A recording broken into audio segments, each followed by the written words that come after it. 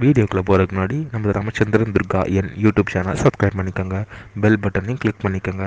மேலும் இந்த பதிவு பிடிச்சிருந்தால் லைக் பண்ணுங்கள், ஷேர் பண்ணுங்கள், கமெண்ட் பண்ணுங்கள். நன்றி.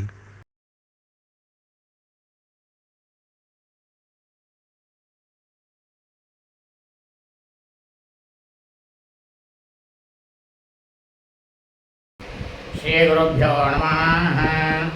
ஹரி ஓம். ஸ்ரீ மகாகணாதிபதியே நமः. நமது ராமச்சந்திரன் துர்கா என்ற யூடியூப் சேனலிலே இன்றைய பதிவானது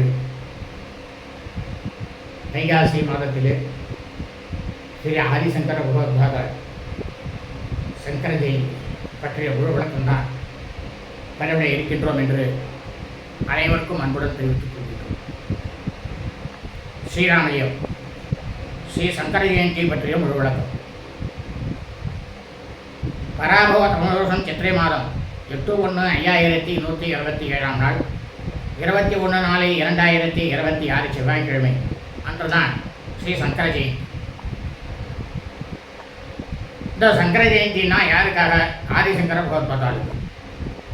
அவர் தான் முதல் பிரதான குரு நம்மளுக்கு. வைகாசி மாதம் சுக்லபக்ஷ வளவரை பட்சமி திதியில் மிருகசீருஷம் நட்சத்திரம். மிருகசீருஷம் நட்சத்திரத்தில் இந்த பூலோகத்தில் நாம் அனைவருக்கும் சாட்சாத் ஸ்ரீ பரமேஸ்வரரே கலியுகத்தில் பிரதான முதல் குருநாதராக ஸ்ரீ ஆதிசங்கரர் பகவத்பாதாள் அவதாரம் எடுத்தனர்.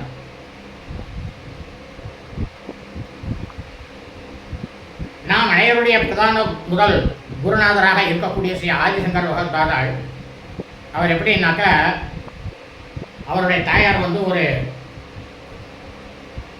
குளத்தில் போய் நதியில் போய் ஸ்நானம் பண்ண போகிறா. அப்புறம் முதல் ரூபத்தில் ஸ்ரீமன் நாராயணர் அவருடைய அந்த அம்மாவோட காலை பிடிச்சி விட்டுறார். காலை பிடிச்சிட்ட உடனே முதல்ல பிடிச்சி விட்டு அப்படின்னு ஒன்றா என்னை விட்டுடு அப்படின்றா. அப்போ அவன் சொல்கிறேன், இந்த முதல்ல சொல்கிறது, இவன் பையன் இருக்கான்ல அவன் மகா ஞானி. அப்போ அவருக்கு வயசு 3. நீ அவனை சன்னியாசமாக கொடுத்துரு. அவன் இந்த ஊர் உலகத்துக்கு முழுக்கமாக சமநிலையில் கொண்டு வரக்கூடியவன் அவன் மொத்தம்தான். அப்படி நீ செஞ்சனாக்கா நான் அவனை விட்டுடுறான் அப்படின்னு முதலையானது ஆதிசங்கர பகவத்பாதாளுடைய தாயார்கிட்ட சொன்னது. உடனேயே யாராவது 3 வயசு பிள்ளைய யாராவது சன்னியாசி விட்டுப்பாளா? மனசு நொந்து போயிடுவோம். தான் போனாலும் பரவாயில்ல அப்படின்னுட்டு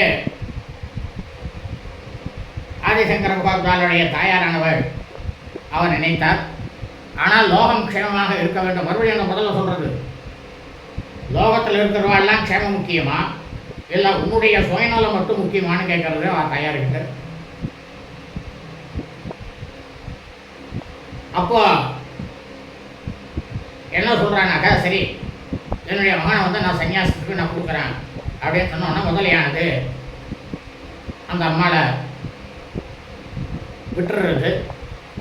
விட்ட உடனேயே கரைக்கு வந்துட்டு, அப்பா நீ சன்னியாசத்துக்கு போ அப்படின்னு சொல்லிட்டு அகஸ்திய மகரிஷி கிட்டப்போ கொண்டு விட்டுடுறா. அவர் அங்கே 5 வயசுலேயே வரைக்கும் பிறவிலேயே ஞானம், சாட்சாத் பரமேஸ்வரர் தானே.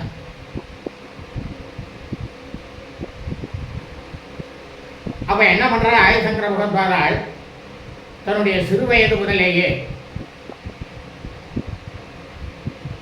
இந்து சமயம்,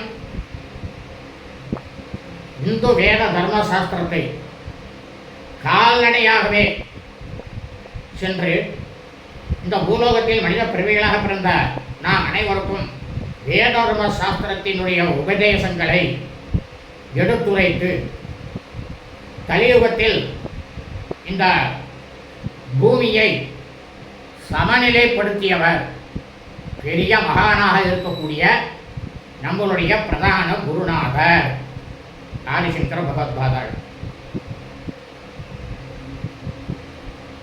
இவர் வந்து இந்த பாரத பூமியில் பரதக்கண்டம் அப்படிங்கிறது இந்தியா. இந்த பரதக்கண்டம்ங்கிறது என்னென்ன தெரியுமா? என்னென்ன அடங்கும் தெரியுமா? எந்தெந்த ஊர் எல்லாம் பிரிஞ்சு போயிடுது. அதாவது பரதக்கண்டத்தில் அடங்கிய நாடுகள் இந்தியா, பாகிஸ்தான், நேபாளம், சைனா, வங்கதேசம்,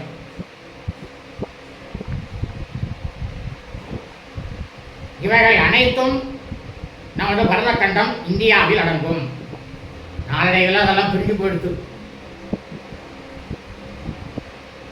தர்மசாஸ்திரத்திற்கு பிரகாரம் வந்து பரதக்கண்டம்ங்கிறது இவ்வளவு தூரம் இருக்கு. இதுதான் பரதக்கண்டம். அதில் என்ன பண்ற இந்த ஆதிசங்கர பகவத்பாதாள் 7 இடங்கள்ல வந்து சங்கர மடத்தை ஸ்தாபிதம் செய்கிறார். அதாவது நமது பரதக்கண்டமாக இந்தியாவில் 7 இடம். மற்ற ஊர்கள்லையும் நான் சொன்ன பார்த்தீங்களா, பரதக்கண்டம் சைனா, வங்கதேசம், நேபாளம், அதுக்கப்புறம் பாகிஸ்தான் இப்போ பிரிஞ்சிருக்கு பாருங்க.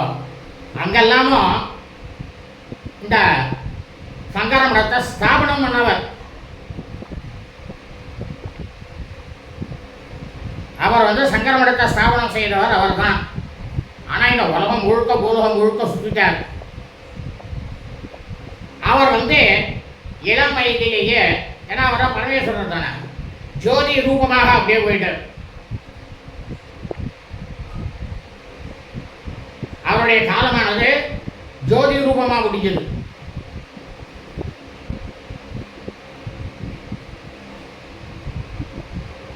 ஆனா இதுல ஒரு விஷயத்தை பாருங்க. காஞ்சிபுரத்தில் வந்து இந்த ஆதிசங்கர பகவத்பாதாள் நம்மளுடைய குருநாதராக இருக்கக்கூடியவர் நிச்சயமாக கண்டிப்பாக சங்கர மடத்தை நிறுவவில்லை.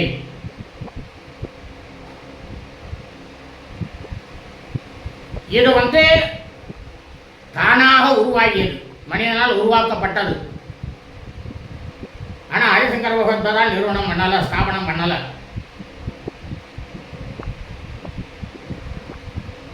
இதுதான் உண்மை.